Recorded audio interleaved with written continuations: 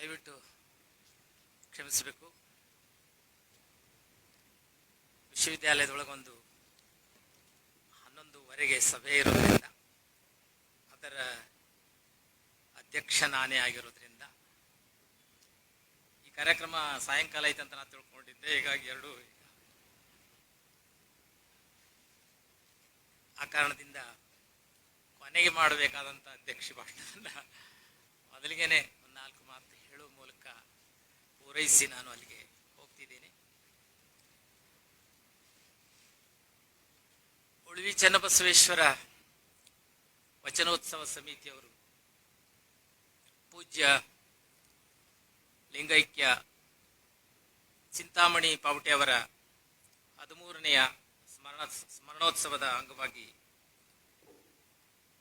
ಹಮ್ಮಿಕೊಂಡಿರುವಂಥ ಈ ಕಾರ್ಯಕ್ರಮದ ಮುಖ್ಯ ಉಪನ್ಯಾಸಕರಾದ ಡಾಕ್ಟರ್ ರಾಜಶೇಖರ್ ಬಶೆಟ್ಟಿ ಅವರೇ,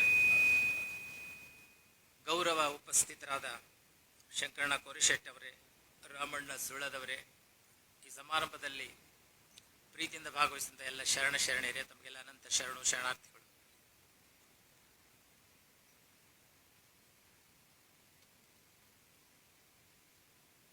ಪೂಜ್ಯ ಲಿಂಗೈಕ್ಯ ಚಿಂತಾಮಣಿ ಪಾವಟೆ ಅವರು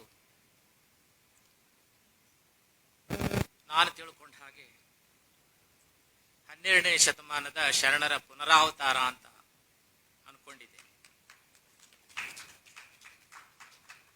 12ನೇ ಶತಮಾನದಲ್ಲಿ ಬಸವಾದಿ ಶರಣರು ಹೇಗೆ ಬದುಕಿದ್ರು ಅದೇ ರೀತಿಯಲ್ಲಿ ಬದುಕನ್ನ ನಡೆಸಿ ನಮಗೆಲ್ಲ ಆದರ್ಶವಾಗಿ ಹೋದಂಥವರು ಚಿಂತಾಮಣಿ ಪಾವಟೆ ಅವರು.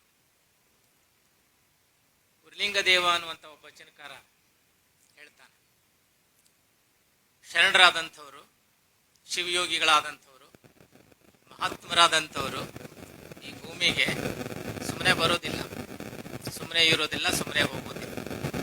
ಲೋಕದಂತೆ ಬಾರರು, ಲೋಕದಂತೆ ಇರರು, ಲೋಕದಂತೆ ಹೋಗರು.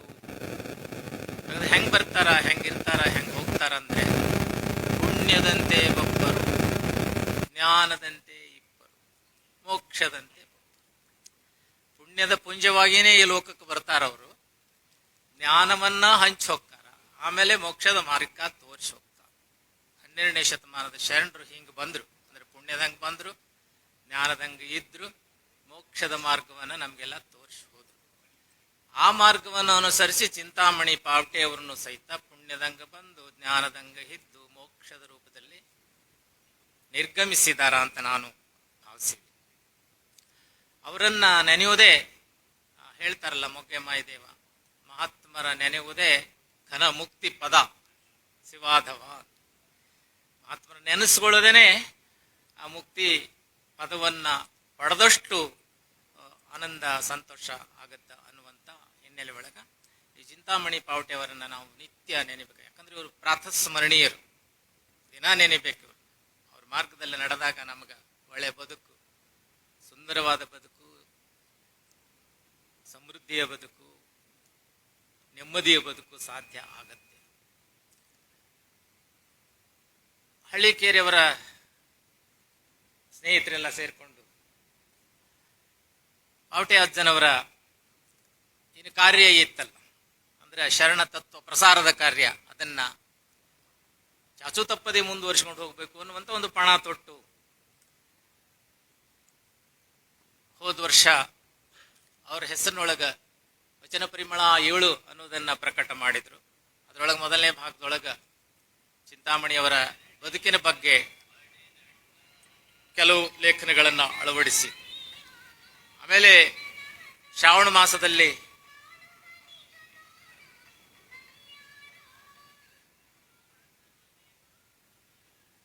ಶ್ರಾವಣ ಮಾಸದ ಪರ್ಯಂತ ಚಿಂತನಾ ಮಾಡಲಿಕ್ಕೆ 30 ವಚನಗಳ ನಿರ್ವಚನದ ಒಂದು ಪುಸ್ತಕವನ್ನು ಸಹಿತ ಪ್ರಕಟ ಮಾಡಿ ಅದನ್ನು ನೆರವೇರಿಸಿದರು.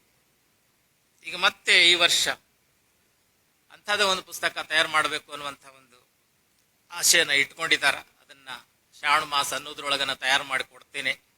ಅದು ಸಹಿತ ಆ ಶರಣ ಸಂದೇಶವನ್ನ ಜನಮನಕ್ಕೆ ಮುಟ್ಟಿಸುವಂತ ಒಂದು ಕೆಲಸ ಮಾಡಲಿ ಅನ್ನುವಂಥ ಒಂದು ಅಪೇಕ್ಷೆ ನಂದಾಗ್ಯದ.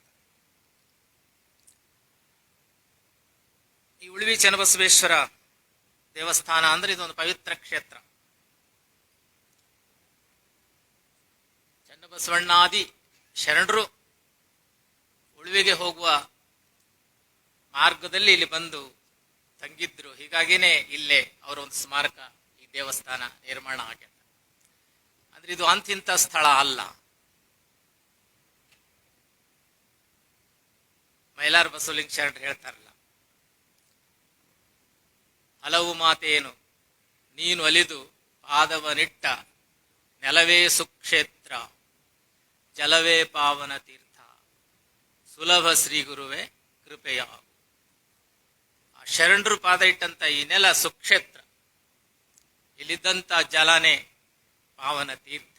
ಅಂದ್ರೆ ಆ ಶರಣರು ಪಾದವಿಟ್ಟ ಹೋದ ಕಾರಣವಾಗಿ ಈ ಸ್ಥಳ ಏನದಲ್ಲ ಇದು ಸುಕ್ಷೇತ್ರ ಆಗಿದೆ. ಇದೇ ಕಾಶಿ, ಇದೇ ಕೇದಾರ, ನಾವೇನೇನು ಪುಣ್ಯಕ್ಷೇತ್ರ ಅಂತ ಆಟಾಡ್ತಿರ್ತೀವಲ್ಲ, ಎಲ್ಲ ಪುಣ್ಯಕ್ಷೇತ್ರದ ಫಲ ಈ ಉಳಿವಿ ಚನ್ನಬಸವೇಶ್ವರ ಪರಿಸರದಲ್ಲಿ ನಮ್ಗೆ ಸಿಗುತ್ತ ಅನ್ನುವಂತ ಒಂದು ಭಾವನೆ ಲಿಂಗಾಯತ್ರದ್ದು. ಅಲ್ಲಿಲ್ಲೇ ಅಲಿಬೇಕಾಗಿಲ್ಲ, ಇಲ್ಲೇನೆ ನಮ್ಮೊಳಗ ಆ ದೇವರದಾನ. ಶರಣರು ನಡೆದಾಡಿ ಹೋಗಿದ್ದಾರೆ. ಈ ಸ್ಥಳದೊಳಗೆ ಇದ್ಕೊಂಡು ನಾವು ಚಿಂತನೆ ಮಾಡಿದ್ರೆ ಇಲ್ಲೇನ ನಮಗೆ ಏನೇನು ಸ್ವರ್ಗ ಸುಖ ಅಂತೀವಲ್ಲ ಅದೆಲ್ಲ ಇಲ್ಲೇ ಸಿಗುತ್ತ ಅನ್ನುವಂತ ಹಿನ್ನೆಲೆ ಒಳಗ ವಿಚಾರ ಮಾಡಿ ಚಿಂತಾಮಣಿ ಪಾವಟೆ ಅವರು ಪ್ರತಿ ವಾರ ಪ್ರತಿ ಸೋಮವಾರಕ್ಕೊಮ್ಮೆ ಇಲ್ಲೇ ವಚನ ಚಿಂತನ ನಡೆಸ್ತಿದ್ರು. ಜನರನ್ನು ಕೂಡಿಸಿಕೊಂಡು ಆ ವಚನ ಚಿಂತನ ಕಾರ್ಯಕ್ರಮ ಏನದಲ್ಲ ಇದು ಹೀಗೇನೆ ನಿರಂತರವಾಗಿ ನಡೀಲಿ ಅನ್ನುವಂತ ತಿಳ್ಕೊಂಡು ತಾವೆಲ್ಲ ಒಂದು ಕಾರ್ಯಕ್ರಮವನ್ನ ಹಮ್ಮಿಕೊಂಡಿದ್ದೀರಿ. ಇದು ಮುಂದುವರಿಲಿ ಅಂತ ರಾಮಣ್ಣ ಸೋಳದವರು ಹೇಳಿದ್ರು. ಇಷ್ಟು ದೊಡ್ಡ ದೇವಸ್ಥಾನದ ಅಂದ್ರೆ ಈ ದೊಡ್ಡ ಜಾಗ ಅದ, ಇಂತಲ್ಲೇ ಸುಮಾರು ನೀವು ಬೇರೆ ಬೇರೆ ಮತದವ್ರು ನೋಡಿದಿರಿ. ಶುಕ್ರವಾರ ನೋಡಿದ್ರೆ ಮಸೀದಿ ತುಂಬಾ ಮುಸ್ಲಿಮರು ಇರ್ತಾರ, ಕ್ರಿಶ್ಚಿಯನ್ ಚರ್ಚ್ ನೋಡಿದ್ರೆ ಎಲ್ಲ ಕ್ರಿಶ್ಚಿಯನ್ ಇರ್ತಾರ. ಲಿಂಗಾಯತ್ರಿ ಯಾಕ ಉಳಿ ಚನ್ನಬಸಪ್ಪನ ಈ ಆವರಣದೊಳಗೆ ತುಂಬಿರಬಾರದು ಅಂತ ಅನ್ನುವಂತ ಒಂದು ಆಶಯ.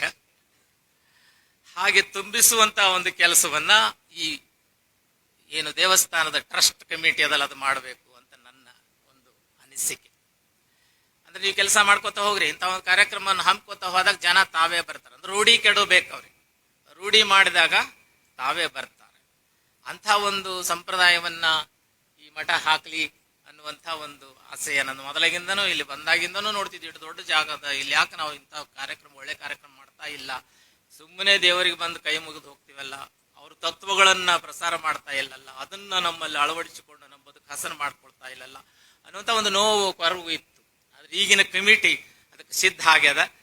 ಅದು ಸೋಮವಾರಕ್ಕೊಮ್ಮೆ ಅಲ್ಲಿ ನಡೀತದಲ್ಲ, ಅದು ಇಲ್ಲೇನೆ ದೊಡ್ಡ ಪ್ರಮಾಣದೊಳಗ ಇದು ತುಂಬಿ ತುಳುಕಬೇಕು, ಅಷ್ಟು ಜನ ಸೇರುವ ರೀತಿಯಲ್ಲಿ ಕಾರ್ಯಕ್ರಮವನ್ನು ಹಮ್ಮಿಕೊಳ್ಬೇಕು ಅಂತ ನಾನು ಸೂಚನೆ ಮಾಡ್ತಾ, ನನ್ನಿಂದ ಏನು ಸಹಾಯ ಬೇಕೋ ಅದನ್ನೆಲ್ಲ ಕೊಡ್ತೀನಿ. ನಿಮಗೇನು ಭಾಷಣಕಾರರು ಬೇಕೋ, ಪ್ರವಚನಕಾರರು ಬೇಕೋ, ಏನ್ ಬೇಕೋ ಅದನ್ನೆಲ್ಲ ನಾವು ಒದಗಿಸ್ಲಿಕ್ಕೆ ಸಿದ್ಧ. ಆ ಸಾಹಿತ್ಯನೂ ಬೇಕಾದಷ್ಟು ನಮಗೆ ಸಿಗ್ತದೆ. ಚನ್ನಬಸವಣ್ಣವ್ರ ವಚನಗಳ ಬಗ್ಗೆನೇ ನೀವು ವರ್ಷವಿಡೀ ಒಂದೊಂದು ವಾರ ಒಂದೊಂದು ವಚನದ ಬಗ್ಗೆನೇ ನೀವು ಪ್ರವಚನ ಮಾಡಿಸ್ಬಿಡ್ಬೋದು, ಪ್ರವಚನದ ಚಿಂತನೆ ಮಾಡಿಸ್ಬೋದು. ಅಂತ ರೀತಿಯ ಕಾರ್ಯಕ್ರಮಗಳನ್ನ ನೀವು ಯೋಜಿಸಬೇಕು ಅಂತಾನು ಸಹಿತ ನಾನು ವಿನಂತಿ ಮಾಡಿಕೊಳ್ತಾ, ಹೆಚ್ಚಿಗೆ ನನಗೆ ಸಮಯ ಇಲ್ಲ, ಹೀಗಾಗಿ ಹೆಚ್ಚು ಮಾತಾಡೋದಿಲ್ಲ. ಬಸೆಟ್ಟಿಯವರು ಈಗಾಗಲೇ ಅವರ ಪರಿಚಯ ಮಾಡಿದ್ರು. ಅವ್ರು ಒಳ್ಳೆ ನಟರು, ನಾಟಕಕಾರರು.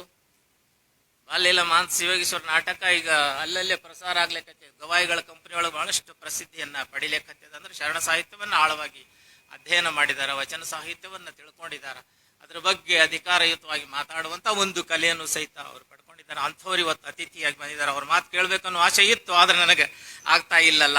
ಅದ್ರೊಳಗೆ ಬರುತ್ತಲ್ಲ, ನಾಳೆ ಮುಂಜಾನೆ ಯೂಟ್ಯೂಬ್ನೊಳಗೆ ನಾನು ಕೇಳ್ತೀನಿ ಅನ್ನುವಂತ ಒಂದು ಮಾತನ್ನ ಹೇಳ್ತಾ, ಈ ಧರೆ ಹತ್ತಿ ಉರಿದರೆ ಅದನ್ನ ಆರ್ಸಕ್ ಹೆಂಗ್ ಸಾಧ್ಯ ಅಂತಂದ್ರೆ ಶರಣರ ವಚನಗಳದವಲ್ಲ, ಆ ವಚನದ ಅಮೃತ ಎರೆದು ಬಿಟ್ರ ಇಲ್ಲಿ ಎಲ್ಲ ಉರಿ ಹೋಗುತ್ತ, ಇಲ್ಲೆಲ್ಲ ಬೆಳಕು ಪರಂಜ್ಯೋತಿ ಬೆಳಗ್ತದ ಅನ್ನುವಂಥ ಮಾತನ್ನ ಹೇಳ್ತಾ, ಈ ಸಂದರ್ಭದೊಳಗ ನನ್ನನ್ನ ಅಧ್ಯಕ್ಷನನ್ನಾಗಿ ಮಾಡಿ ಗೌರವಿಸಿದ್ದಕ್ಕಾಗಿ ತಮಗೆಲ್ಲ ಅನಂತ ಶರಣಾರ್ಥಿಗಳನ್ನು ಸಲ್ಲಿಸಿ ನನ್ನ ಮಾತನ್ನ ಮುಗಿಸ್ತೀನಿ.